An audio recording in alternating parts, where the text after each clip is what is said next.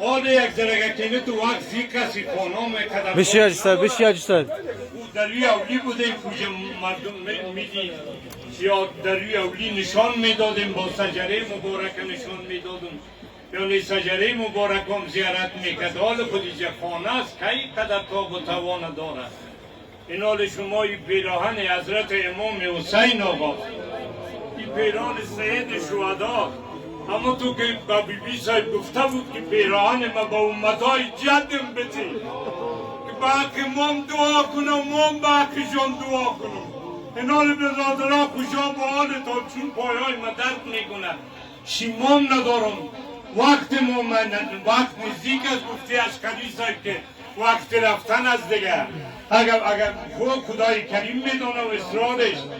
حضرت مولانا صاحب دفعه میشه بازگیری هم میکرد آقا صاحب وقت رفتن از اون نبود رفت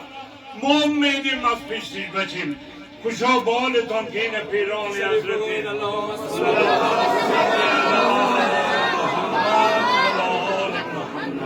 ثم صليت إبراهيم وعلى آل إبراهيم إنك حميد مجيد اللهم صل على محمد وعلى آل محمد كما صليت على إبراهيم وعلى آل إبراهيم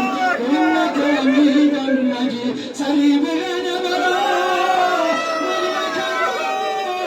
زارا بديد شام الليل روض قدم الضاي وسعي بديد شام الليل روض قدم الضاي وسعي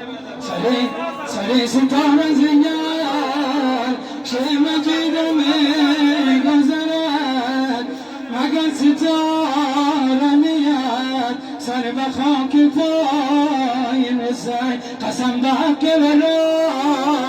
کی بسوزدش دوزخ همین قدر که بود قبر و آشنای وسای همین قدر که بود قبر و آشنای